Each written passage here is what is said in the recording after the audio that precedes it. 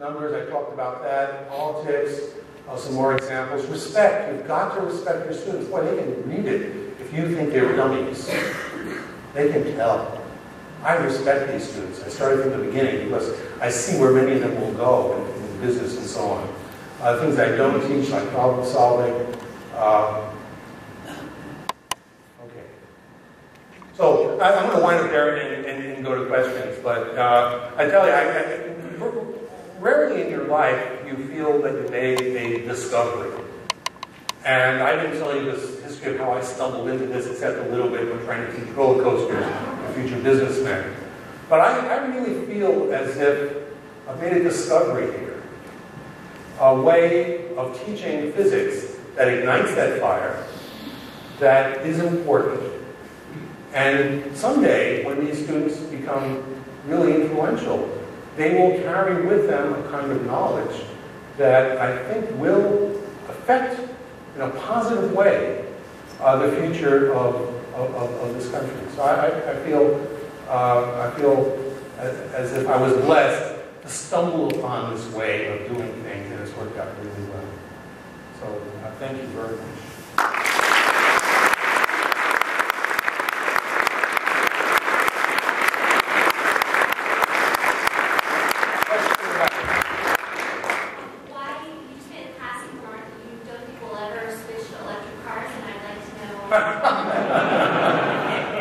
Okay, the problem with electric cars is you're finding that factor of 1 in 100. Now you can make them, you can really, the Tesla Roadster, 44% of the weight is in lithium-ion batteries. If I bought those lithium-ion batteries at the same price that I do my battery for my Mac, there are 1,100 pounds of batteries in it. At $100 a pound, that's $110,000 just for the batteries. Of course, you're buying them in bulk, so you get a discount. If they could be recharged 10,000 times, it would make sense. But they can only be recharged 500 times. And then you have to replace them at that enormous cost. Nobody talks about this. When they talk about how many miles per gallon you get, equivalent, it's a complete farce. Because they're not including the price that you'll have to pay. Tesla guarantees their batteries for 36,000 miles. My calculation is they'll be dead after 45,000. And then you'll discover they will offer to replace them for $35,000. That's a real discount. I think they're taking a loss so that they can advertise and they can sell it at low. The problem with batteries is that they don't recharge that many times. 500 times. There's certain batteries, sodium sulfate batteries, or for liquid sodium, they can be recharged 10,000 times. The ordinary battery, only 500 times. And then you have to replace it. And if you add that in, typically when you drive, it's 10 cents per gallon. By the way, these are all numbers I had no idea of 10 years ago. You drive a car at 10 cents a mile to pay for the gasoline. When you drive and you're running on batteries, then after so many miles, you have to replace the batteries, typically, as I said, about 45,000.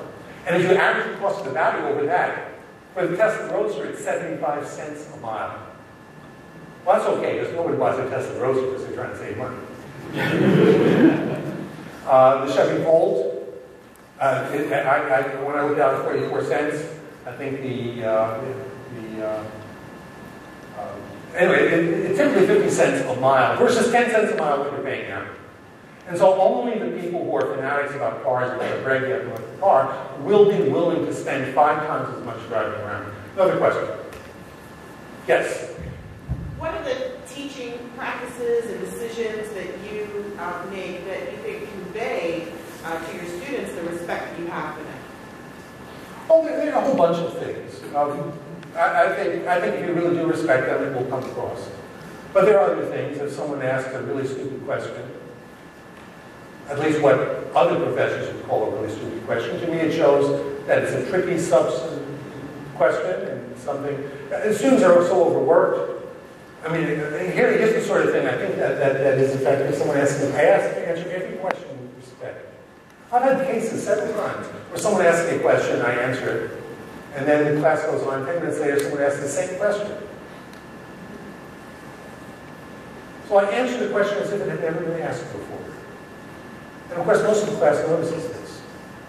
The fact that the student was distracted the last time or doing something else, that's okay. Students have a tough time. I tell my students, I don't care whether you're an A student or whether you're earning a C- in the class. Come into my office hours. If you're earning a C- so far and you'd like to boost that up to a B, let's talk about how to do that. I'm not just interested in the A students. I want all the students to come in. And they catch on. But I think that the key thing is actually really respecting them and recognizing how tough it is. I'm fortunate that I have a recurring nightmare. And I'm an undergraduate. And I'm suddenly realizing, oh my God, I have an exam in French tomorrow. And I haven't even begun to look at the vocabulary. And it's a final exam. And what am I going to do? And I forgot all about the class. I didn't go. I wake up. I don't take classes anymore. I don't take exams, but I give them. I think you have to have that sort of compassion. There's a question right behind there. Yeah.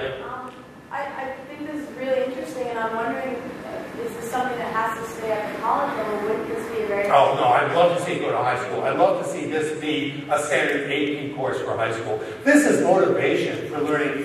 I've had people who want to become physics majors, and I say, how's your math? Well, you can't really become a physics major unless you find math easy.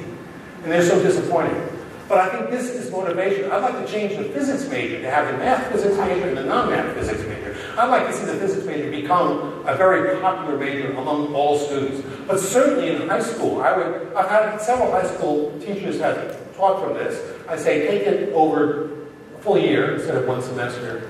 But I think it really motivates not just an interest in physics, but also an interest in world affairs, an interest in science in general. I think it would be a great high school. But quite frankly, high school teaching is so much more difficult than college teaching that it intimidates me. Well, the secret math hater, I hope you get it through. Yes. Yeah, I just wanted to share a quote from Mark Twain with you that you may not know. It ain't what you don't know that gets you into trouble, it's what you know for sure that Okay, will you forgive me for correcting you on that? It turns out that it wasn't Mark Twain who said that. And therefore it's a self-illustrating aphorism. And I have checked this with the Twain project at UC Berkeley, and also found a descendant of Josh Billings, who was the original person who said it, and who actually spent years trying to get credit for it. Anyway, my favorite version of that, there's several versions of it, is that the trouble with most folks isn't so much their ignorance, it's knowing so many things that ain't so. And there's a lot of that. This little popular book that I wrote actually takes the best things from the textbook and turns them into little humorous things, like the radioactive wine. But sorry to correct you on that, but Al Gore gives the credit to Mark Twain too. So you're going to do something. More questions? Yes. I wonder if you could, at the risk of sounding very academic, I wonder if you could qualify something you said there, where we shouldn't be going around correcting everybody about the difference between ohmage and resistance and the direction that heat blows and things like that. Ohmage, yes. We made that up. I think as a citizen, that's a physics term. If we don't, jump in and correct misconceptions out there in the street or AutoZone or wherever it is, who is it? Oh no, I agree with you completely. We should correct misconceptions. And if someone is confusing energy with power, and therefore coming to a wrong conclusion, we really have to correct them on that. All I'm saying is don't go around correcting people's English. If someone uses if they use power and energy, it drives me crazy when they say it has an energy of 13 kilowatts. You read a newspaper article and you cannot make sense out of it because they weren't careful. And you certainly should. You need to track that stuff down and correct people who make mistakes. I'm simply saying that I get annoyed at people who correct people's English even when they didn't make any real mistake. That's all. Thank you for clarifying. More questions?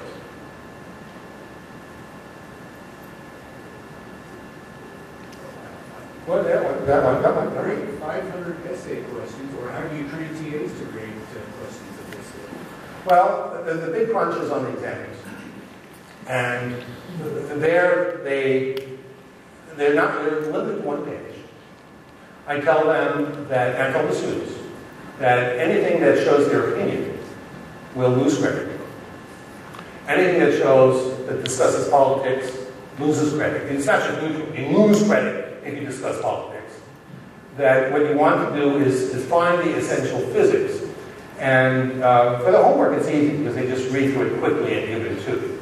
The rule for the homework, you have to do an essay for homework every week. And the TAs do this, it's one of their main work, is I sort of one TA for 75 students. So we don't have a lot of time they can do, but they read through the homework submission and give it a 2.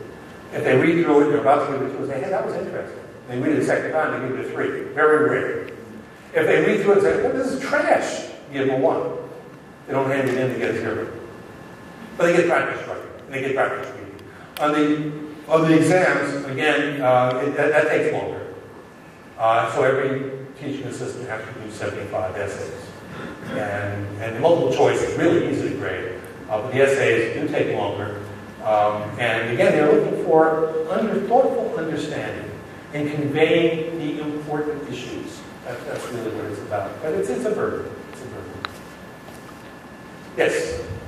In teaching a class like this, do you find that there's strain between the desire to want to teach fundamental physics and the desire to teach practical physics, given that the time is and all that? Okay, so the question for those who didn't hear is there a strain between wanting to teach fundamental physics and wanting to teach practical physics? I've taught fundamental physics most of my career. And now, in a sense, this is practical physics. I prefer the term important physics. And because it relates so much to world affairs, it doesn't bother me. It's sort of exciting. I find the other people in the physics department now come to me whenever there's an issue having to do with world affairs, because they figured I probably went home and did the calculations so I could hand it to my class. And so it's more of a sense of empowerment than it is one of frustration. You know, you can automobile efficiency, the Carnot equation, you can use that. I use it. I even teach it. People need to know that when geothermal water comes out, it's only 30 degrees above ambient, you're only going to get a 9% efficiency. They need to know that. I show them how I calculate it. I don't expect them to calculate that on an exam. So I do show them this stuff. Does that want water? We'll take a few more questions and then move on to the next part of this. But wait a minute. Wait a minute. What is the distribution of final grades look like in class?